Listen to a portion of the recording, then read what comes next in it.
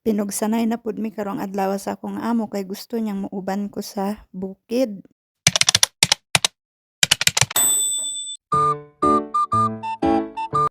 Sa totoo lang ayaw ko sana talagang sumama dahil nga po naiwan yung mga pinaglutuan namin ng tanghalian nakatambak doon sa lababo namin kaya ako talaga sana sumama. Udtong tutok nagsuroy-suroy mi nawala na lang akong kalagot pag abot diri sa bukid kaya nakakita kog dangki. Unya pag abot diri sa pamaylangayan nga kaon man kahanggan diri mo kaon na lang manganhi pagbukid. Sa akong kalagot lagi gikaon na lang nako tanan para mawala akong kalagot tanawa akong hungit dako pa sa akong baba.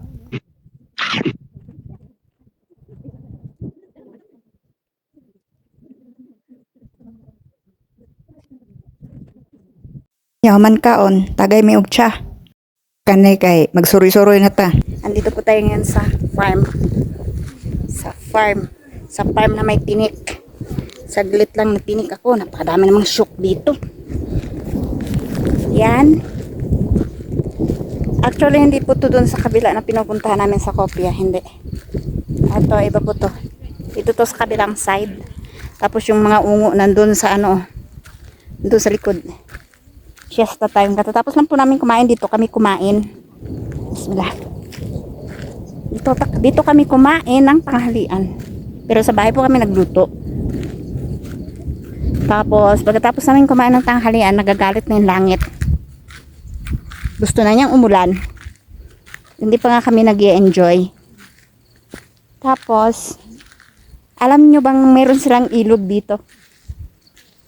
Meron silang ilog dito, pero kakaibang tubig. Kakaibang tubig dito sa ano, sa ilog nila. Yan, kikita niyo ilog sa likuran ko. Kapag maulan, maraming tubig dyan at malinaw syempre, naagos. Pero ngayon, yan.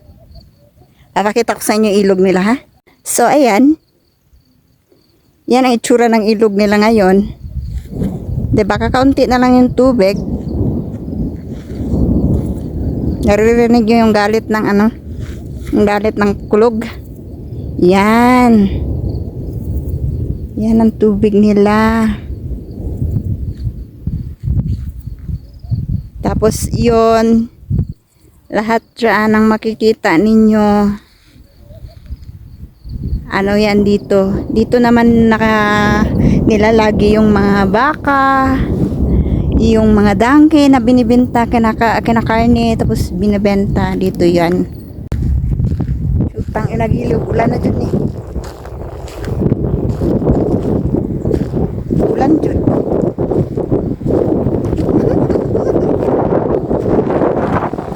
Bismillah.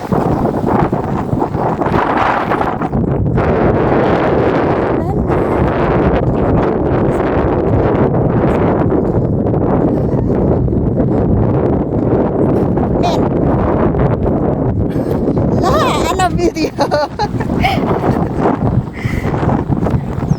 my God, naulan. Oo. Ulan.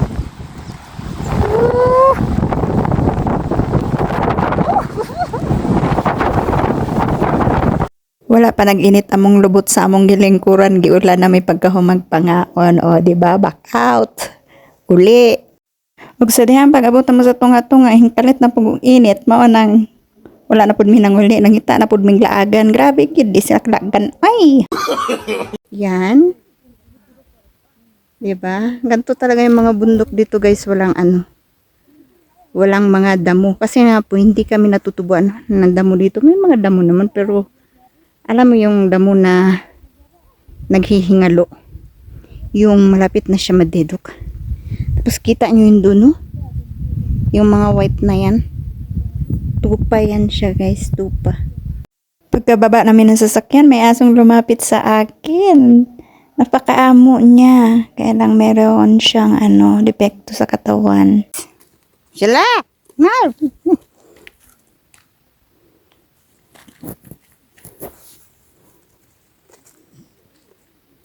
Allah Akbar. Pimushkila. Pimushkila na. Haya, nakikita niyo yung bundok na yan na parang puti. Pupuntahan daw namin yun doon kasi purong puti daw yung bato doon. Sabi nitong aking anak ng aking amo. Hayan nga at muli na naman kaming inulan. Ganito yung weather dito ngayon. Ulan-init, ulan-init. Kaya pala ang puti niya. Tingnan sa malayo. Puti po talaga lahat ng mga bato. Guys, tingnan niyo yung bundok. Nandito po sa taas ng bundok. Tapos tingnan niyo itong tower na sa likuran ko. Oh, sino ka dyan? Ito maganda.